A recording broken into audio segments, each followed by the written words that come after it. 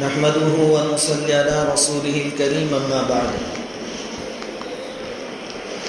أعوذ بالله من الشيطان الرجيم بسم الله الرحمن الرحيم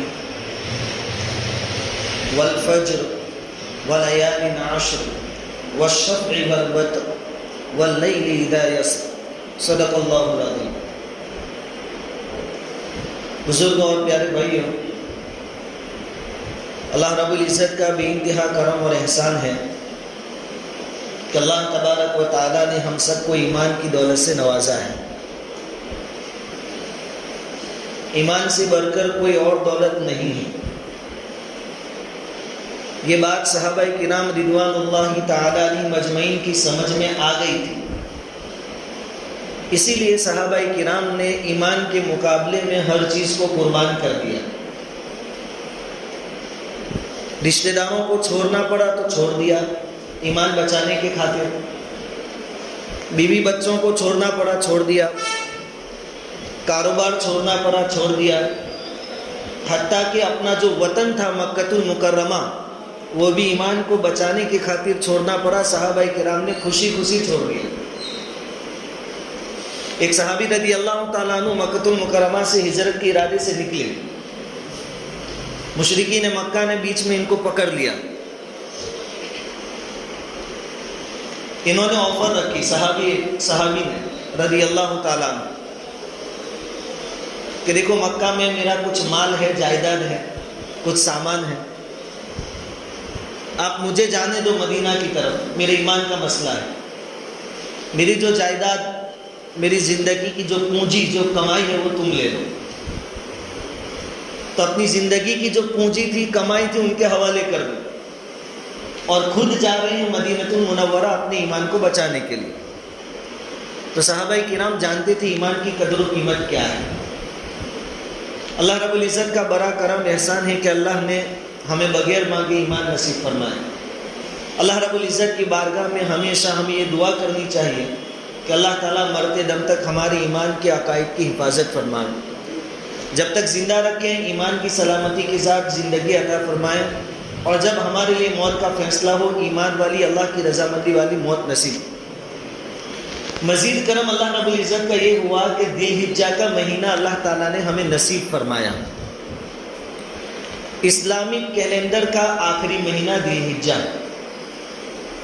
اسلام کی خوبی آپ دیکھیے کہ سال کا شروع کا جو مہینہ ہے محرم الحرام، وہ بھی بہت فضیلت والا۔ سال کے بیچ میں رمضان المبارک، پورا مہینہ فضیلتوں سے بھرپور، اور سال کے آخر میں ذی الحجہ کا مہینہ، یہ بھی بڑا بابرکت ہے۔ محرم کے پہلے 10 دن، رمضان کا پورا مہینہ، اور ذی الحجہ کے پہلے 10 دن، یہ بہت فضیلتوں والے مہینے ہیں۔ جن لوگوں کو اس کی قدر تھی انہوں نے ان لمحات کو، ان اوقات کو وصول کیا۔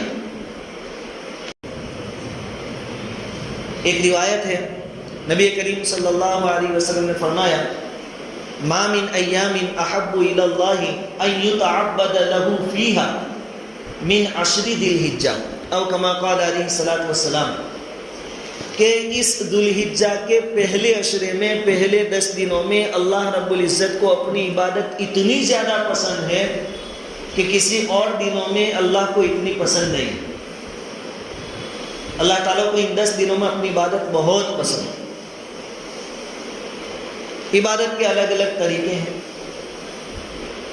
نماز ہے، یہ بھی بہت بڑی عبادت ہے، بلکہ ہماری زندگی کے جو پرابلمز ہیں، پریشانیاں ہیں، اس میں سے اکثر پریشانیوں کا علاج نماز میں ہے۔ جسمانی سے لے کر دماغی سے لے کر روحانی تک کی جتنی بیماریاں ہیں، اکثر بیماریوں کا علاج نماز میں ہے۔ نبی کریم صلی اللہ علیہ وسلم نے حضرت ابو ہریرہ رضی اللہ تعالیٰ عنہ سے پوچھا کہ پیٹ میں درد ہے؟ حضور کو اندازہ ہو گیا۔ حضرت ابو ہریرہ رضی اللہ تعالیٰ عنہ نے فرمایا کہ جی حضرت، پیٹ میں درد ہے۔ حضور نے فرمایا نماز پڑھو، نماز میں شفا ہے۔ یہ تمہاری جسمانی پریشانی کا علاج نماز میں۔ آسمانی مصیبتوں سے آپ کو کوئی پریشانی ہے، اندیشہ ہے، خطرہ ہے، تو حضور نے عمل کر کے دکھایا کہ تھوڑی بھی تیز ہوا چلتی حضور مسجد میں چلے جاتے، نماز میں مشغول ہو جاتے، حتیٰ کہ اگر بادل بھی نظر آتا جس سے ہم لوگ تو خوش ہوتے ہیں کہ اب اللہ کی رحمت برسے گی، لیکن اللہ کے لادلے کا حال یہ تھا کہ مسجد میں چلے جاتے، نماز میں مشغول ہو جاتے۔ صحابہ کرام نے پوچھا بھی کہ حضور یہ بادل نہیں ہے، یہاں پر اللہ کی رحمت نہیں برسائے گا، بارش نہیں برسائے گا؟ حضور نے کہا ظاہری اعتبار سے تو ٹھیک ہے، لیکن آپ قوم عاد کو جانتے ہیں، قوم سمود کو جانتے ہیں، بعض قوموں پر بادل ہی عذاب لے کر آیا تھا، اور جب بادل نظر آیا تو قوم خوش ہو گئی تھی کہ اب بارش ہوگی، لیکن اس بادل نے ان کے اوپر پتھر برسائی، آگ برسائی اور اللہ کا عذاب برسایا۔ تو کوئی اور ذہنی خطرہ ہے، ڈر محسوس ہوتا ہے، اس کا علاج بھی نماز میں۔ صحابہ کرام کو اپنی زندگی میں سب سے پیاری چیز نماز تھی، جان مال سب سے زیادہ پیار ان کو محبت نماز سے تھا۔ فضائل نماز میں حضرت شیخ نے ایک روایت لکھی ہے کہ ایک صحابی رضی اللہ تعالیٰ عنہ نماز پڑھ رہے تھے، نفلی نماز، بازو میں آپ کا گھوڑا باندھا ہوا تھا، نماز کی حالت میں ایک چور آیا اور گھوڑے کی رسی کھول کر لے کر جانے لگا۔ انہوں نے نماز میں دیکھا بھی، نظر پڑی، ان کو محسوس بھی ہوا کہ گھوڑا لے کر یہ جا رہا ہے، لیکن وہ نماز میں لگے رہے، وہ گھوڑا لے کر چلا گیا۔ نماز سے فارغ ہونے کے بعد ان کے ساتھیوں نے کہا کہ جب آپ کو معلوم تھا، آپ کی نظر بھی گئی نماز میں کہ وہ گھوڑا لے کر جا رہا ہے، آپ کا مال جا رہا تھا، چوری ہو رہا تھا، آپ نے نماز توڑ کر اس کو پکڑ کیوں نہیں لیا؟ اس آدمی کو اپنے مال کی حفاظت کیوں نہیں کی؟ جواب دیا صحابی رضی اللہ تعالیٰ عنہ نے کہ میں جس چیز میں مشغول تھا وہ گھوڑے سے زیادہ قیمتی تھی۔ میں نماز میں تھا، یہ نماز گھوڑے سے زیادہ قیمتی ہے۔ گھوڑا تو اگر نصیب میں ہوگا اللہ دے دے، مال جا رہا ہے، گھوڑا یعنی اس زمانے کا آج کی گاڑی۔ ہم نماز میں ہو اور ہمیں احساس ہو کہ گاڑی جا رہی ہے باہر، تو کوئی مسئلہ پوچھنے نہیں رکے گا کہ توڑا میں نماز کے نہیں توڑا، پہلے بھاگے گا اسے۔ بلکہ کچھ لوگ ایسے بھی ہو سکتے ہیں کہ اگر چپل نہیں خریدی تو ان کو یہ بھی خطرہ ہو سکتا ہے کہ مسجد جائیں گے اور کوئی چپل اٹھا گیا تو اس لیے نماز میں نہ آتے ہوں، ایسے بھی بندے آپ کو مل سکتے ہیں۔ لیکن وہاں گھوڑا جا رہا تھا، سب سے قیمتی سامان، کہا کہ جاوے میں جس میں مشغول تھا وہ اس سے زیادہ قیمتی چیز ہے نماز، جس کے بارے میں آج ہم بہت غفلت کر رہے ہیں۔ حضرت علی رضی اللہ تعالیٰ عنہ کے بارے میں ہم جانتے ہیں، بارہا سنتے ہیں تعلیم میں، کہ جب نماز میں مشغول ہوتے تو آس پاس کی چیزوں کو بھول جاتے تھے کہ کیا ہو رہا ہے۔ حتیٰ کہ حضرت علی کو اگر تیر لگتا تو وہ تیر بھی آپ جب نماز میں مشغول ہوتے اس وقت نکال لیا جاتا، آپ کو معلوم بھی نہیں ہوتا، پتہ بھی نہیں چلتا۔ جب تیر کا عالم یہ ہے تو پھر مکھی اور مچھر میں تو ان کو کیسے پتہ چلتا ہوگا کہ کچھ آیا، کچھ گیا، کسی نے کاٹا، کیا ہوا۔ چنانچہ حضرت شیخ نے فضائل نماز میں یہ بھی لکھا ہے کہ حضرت علی رضی اللہ تعالیٰ عنہ کو تیر لگا اور اتنا زور سے لگا کہ اس کا جو آگے والا حصہ ہے بہت اندر تک گھس گیا۔ تو ان کے جو ساتھی تھے انہوں نے مشورہ کیا کہ حضرت علی جب نماز میں کھڑے ہو اس وقت تیر نکال لیں گے، ان کو پتہ بھی نہیں چلے گا۔ اور ایسا ہی ہوا، جب سجدے میں گئے تو وہ تیر نکالا، بہت زور سے محنت کے بعد نکلا۔ نماز سے فارغ ہوئے حضرت علی رضی اللہ تعالیٰ عنہ تو دیکھا کہ اپنے آس پاس لوگ بیٹھے ہیں، تو کہا کہ تم تیر نکالنے کے واسطے آئے ہو؟ انہوں نے کہا کہ نکالنے کے واسطے نہیں، وہ تو کب سے نکال دیا، تم سجدے میں تھے۔ کہا کہ میرے کو تو معلوم بھی نہیں ہے کہ تم نے تیر نکال لیا۔ یہ تھی ان کی نماز۔ اسی واسطے کامیابی ان کے قدم چومتی تھی، جس میدان میں قدم رکھتے تھے کبھی ان کو شکست نہیں ہوتی تھی، ہار نہیں ہوتی تھی، ہمیشہ فتح ان کے پالے میں آتی تھی۔ نماز سے اتنا لگاؤ تھا۔ صحابہ کرام کے بعد تابعین، تبع تابعین کا عالم بھی ایسا ہی تھا۔ حضرت ثابت بنانی رحمۃ اللہ علیہ نام ہم جانتے ہیں، ان کے بارے میں آتا ہے کہ وہ اللہ کے خوف سے بہت روتے تھے۔ فضائل نماز میں حضرت شیخ نے یہ واقعہ بھی لکھا ہے، اللہ کی یاد میں، اللہ کے خوف میں بہت روتے تھے۔ ساتھیوں نے مشورہ دیا کہ زیادہ مت رویا کریں، نہیں تو آنکھوں کی بینائی چلی جائے گی۔ جیسے حضرت یوسف علیہ السلام جب اپنے والد حضرت یعقوب علیہ السلام سے دور چلے گئے، بھائیوں نے کنویں میں ڈالا، پھر مصر تک پہنچ گئے، جدائی ہوئی، تو یعقوب علیہ السلام اپنے بیٹے حضرت یوسف علیہ السلام کی یاد میں اتنا روئے تھے کہ ان کے آنکھوں کی بینائی چلی گئی۔ تو لوگوں نے حضرت ثابت بنانی سے مشورہ دیا کہ تم اتنا مت رویا کرو. انہوں نے جواب دیا کہ یہ آنکھیں اگر روئے گی نہیں تو اس کا کام ہی کیا ہے؟ وہ آنکھیں کس کام کی جو اللہ کے سامنے روئے نہیں. اور ہمیشہ ایک دعا کیا کرتے تھے کہ اللہ اگر تو کسی کو قبر میں نماز پڑھنے کی اجازت دے تو مجھے دینا. یہ ان کی دعا تھی. ان کا انتقال ہوا. ابو سنان رحمۃ اللہ علیہ وہ بھی اس زمانے کے تھے. وہ کہتے ہیں کہ خدا کی قسم جو لوگ حضرت علی کو دفن کرنے کے واسطے اترے تھے ان میں بھی تھا.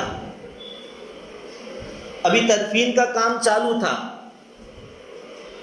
اور تدفین کے درمیان ایک اینٹ گر گئی جس کی وجہ سے قبر میں ایک سوراخ ہو گیا. وہ کہتے ہیں کہ میں نے دیکھا کہ وہ تو کھڑے ہو کر نماز پڑھ رہے ہیں. حضرت ثابت بنانی رحمۃ اللہ علیہ قبر میں نماز پڑھ رہے ہیں, ابھی تو مکمل دفنایا بھی نہیں. ابو سنان کہتے ہیں کہ میں نے اپنے ساتھی سے کہا کہ کچھ دیکھ رہے ہو اندر کیا ہو رہا ہے؟ انہوں نے بھی دیکھا تھا. ساتھی نے بھی کہا کہ خاموش ہو جاؤ. چپ ہو گئے, دفن کر دیا. پھر ان کے گھر گئے پوچھنے کے واسطے کہ ایسا کون سا عمل تھا کہ ابھی تدفین مکمل نہیں ہوئی اور یہ اپنی قبر میں نماز پڑھ رہے ہیں. تو ان کی لڑکی نے بتایا کہ 50 سالوں تک راتوں کو جاگ کر عبادت کی ہے اللہ. نماز, تلاوت, ذکر, خدا کی یاد میں گزارے. 50 سالوں تک راتیں عبادت میں گزری ہیں. اور رات کا جب آخری وقت آتا, صبح صادق سے پہلے کا حصہ جس میں دعائیں قبول ہوتی ہیں, اس وقت وہ ہمیشہ اللہ سے یہی دعا کرتے تھے کہ اللہ اگر تو کسی کو قبر میں نماز کی اجازت دے تو مجھے دینا. اللہ تعالیٰ نے ان کی دعا قبول فرمائی کہ ابھی لوگ ان کو دفن بھی نہیں کر پائے تھے کہ وہ قبر میں نماز پڑھ رہے تھے.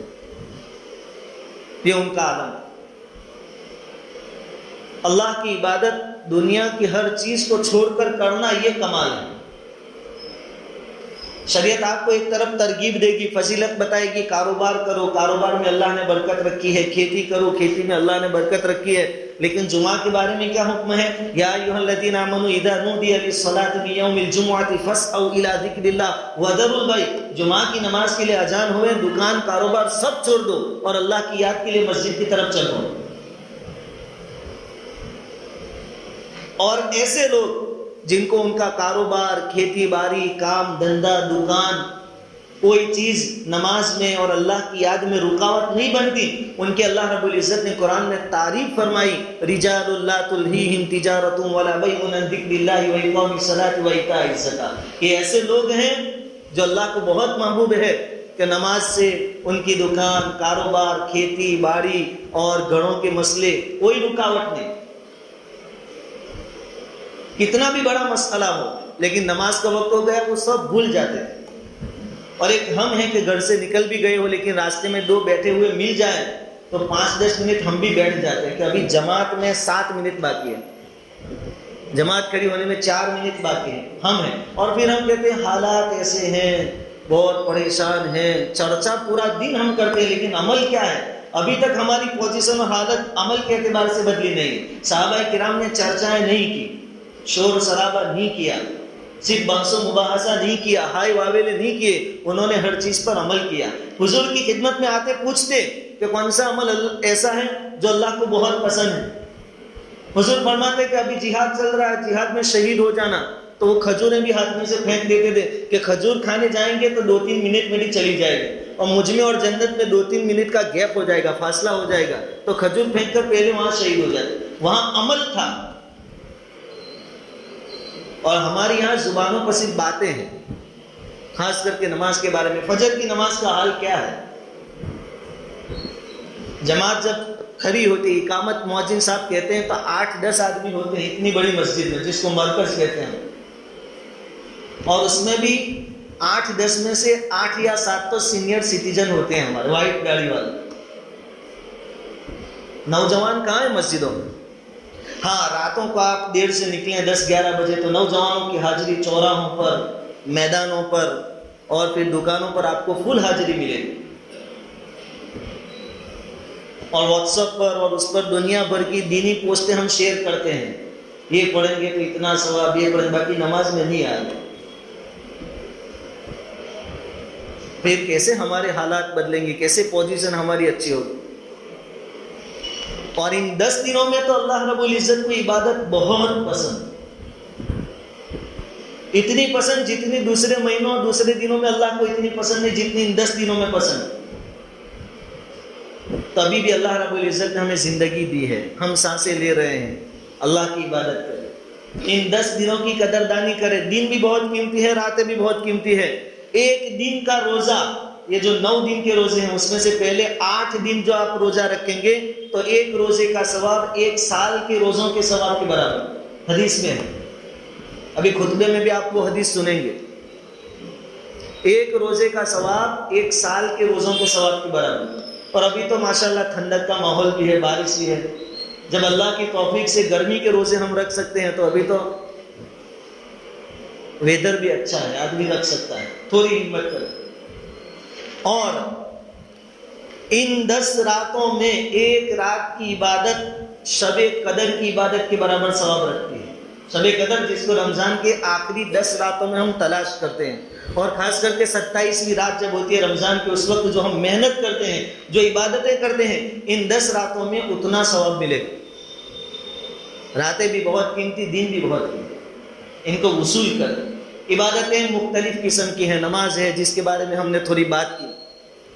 نماز کے لیے اگر آپ نے سب کچھ چھوڑ دیا تو کیا فائدہ ہوگا؟ آج صبح میں تعلیم میں حضرت اسماء رضی اللہ تعالیٰ عنہ سے وہ روایت آئی تھی جو پڑھی گئی کہ نبی کریم صلی اللہ علیہ وسلم نے ارشاد فرمایا، قیامت کے دن ایک فرشتہ اعلان کرے گا، اور ایسا اعلان ہوگا کہ اس کی آواز ہر ایک کو سنائی دے گی۔ حالانکہ کتنے لوگ ہوں گے، حضرت آدم سے لے کر قیامت تک آنے والی انسانیت موجود ہوگی، سب کو آواز سنائی دے گی، کسی کو پوچھنا نہیں پڑے گا کہ کیا اعلان ہوا، سب کو سنائی دے گی۔ اس میں پہلا اعلان ہوگا، کہاں ہیں وہ لوگ جو ہر حال میں اللہ کی حمد کرتے تھے، اللہ کی تعریف بیان کرتے تھے، چاہے تکلیف میں ہو یا راحت میں ہو، خوشی میں ہو یا پھر ناراضگی کا عالم ہو۔ ایک جماعت اٹھے گی اور بغیر حساب کتاب کے جنت میں چلے جائیں گے، ان کا کوئی حساب نہیں ہوگا۔ ایک یہ جماعت ہوگی۔ دوسری جماعت وہ ہوگی، وہ فرشتہ اعلان کرے گا، کہاں ہیں وہ لوگ جو راتوں کو اپنے بستروں سے الگ رہتے تھے، کبھی تو رات میں نماز میں، کبھی تو قرآن کی تلاوت میں، کبھی تسبیح میں، کبھی دعا میں مشغول ہو جاتے تھے۔ ایک اور جماعت کھڑی ہوگی اور بغیر حساب کتاب کے جنت میں داخل ہو جائے گی۔ اور پھر اعلان ہوگا، کہاں ہیں وہ لوگ جن کو ان کا کاروبار، ان کی دکانیں، ان کی مشغولی نماز سے رکاوٹ نہیں بنتی تھی۔ وہ لوگ کھڑے ہوں گے ایک جماعت اور بغیر حساب کتاب کے جنت میں چلے جائیں۔ یہ تو بہت آسان ہے، کاروبار کریں لیکن اذان ہوئی، آواز سنی، بند کر دیں، نماز کے لیے چلے جائیں۔ اس سے بڑھ کر کوئی چیز، جس کے قبضے میں روزی ہے اس کے پاس آ جائے اور وہ نماز کے بعد دے گا۔ سورہ جمعہ میں وعدہ ہے، فَإِذَا قُضِيَتِ الصَّلَاةُ، جب جمعہ کی نماز سے فارغ ہو جاؤ، فَانْتَشِرُوا فِي الْأَرْضِ، اب جاؤ بازار میں، وَابْتَغُوا مِنْ فَضْلِ اللَّهِ، اب روزی مانگو اللہ سے، پھر دیکھو کیسی روزی دیتا ہے تم، نماز کے بعد دے گا۔ لیکن اللہ کی باتوں پر ہم بھروسہ کر کے تو نماز کی ان 10 دنوں میں پابندی۔ ایک اور عمل جو علماء بتاتے ہیں، صدقات۔ آج کے جو حالات ہیں، سنگین حالات، مصیبتوں کے ہم شکار ہیں، طرح طرح کی پریشانیاں ہیں، صدقہ مصیبتوں کو دور کر دیتا ہے۔ حضور صلی اللہ علیہ وسلم کا ارشاد ہے، صدقہ مصیبتوں کو ٹالتا ہے، اور صدقے میں اللہ نے اتنا اثر رکھا ہے کہ جو مصیبت آ چکی اس کو بھی دور کر دیتا ہے، اور جو آنے والی ہے اس کو بھی ٹال دیتا ہے۔ صدقہ موت میں آسانی کر دیتا ہے، بری موت سے حفاظت کرتا ہے۔ اور ایک روایت میں یہ بھی ہے کہ آدمی قیامت کے دن اپنے صدقے کے بقدر سائے میں ہوگا، جتنا صدقہ کیا ہوگا اتنا سایہ ہوگا، جبکہ اللہ کے عرش کے علاوہ کوئی اور چیز کا سایہ نہیں ہوگا۔ صدقہ کریں، کہاں دینا ہے مشورہ کریں، علماء سے پوچھیں۔ آپ کے سامنے بہترین مصرف خرچ کرنے کی جگہ، ابھی آج کا تقاضا میں آپ کو بتاؤں کہ ہمارا جو اسلام پورا ہے 11 میں، وہاں مدرسے کی تعمیر ہو رہی ہے، اور علماء، اساتذہ جو ہے، امام جو ہے، ان کے مکانات بھی بن رہے ہیں، بڑا لمبا بجٹ ہے۔ اس چندے کے سلسلے میں ساتھی یہاں آئے بھی ہیں۔ نماز سے فارغ ہونے کے بعد ساتھی باہر تشریف رکھیں گے۔ زیادہ سے زیادہ صدقہ کریں، ان دنوں میں نیکی کا بھاؤ بڑھ جاتا ہے، اللہ بہت راضی ہوتے ہیں ان دنوں۔ اور جہاں ہمارا پیسہ لگے گا، یہ مدرسہ اور مسجد ہے، وہ کیا ہے خبر؟ آپ نے اخبار پڑھا ہوگا کہ اس سال سے حکومت کی طرف سے نئی تعلیمی پالیسی ڈکلیئر ہوئی، نئی تعلیمی پالیسی۔ اس میں کیا ہوا؟ میں تو پڑھا اتنا نہیں ہوں 10-12، لیکن میں نے پڑھا کہ 10ویں 11ویں اور 12ویں میں اسلام کے بارے میں جتنی باتیں آتی تھی کہ اسلام کیسے شروع ہوا، کیسے پھیلا، وہ سب نکال دیا۔ پھر ہمارے بچے اورنگزیب رحمۃ اللہ علیہ، بابر، سب کے بارے میں پڑھتے تھے، مغلوں کے بارے میں، وہ سب چیپٹر کلوز کر دیے۔ اب ہمارے بچے 7، 8، 9، 10، 11، 12 کالج وغیرہ کریں گے بھی تو بھی اسلام کے بارے میں پڑھنے کو نہیں ملے گا۔ اب جب وہاں نہیں ملے گا تو بچے پڑھیں گے کہاں پر؟ ایک موقع ہے مدرسوں میں پڑھیں گے بچپن۔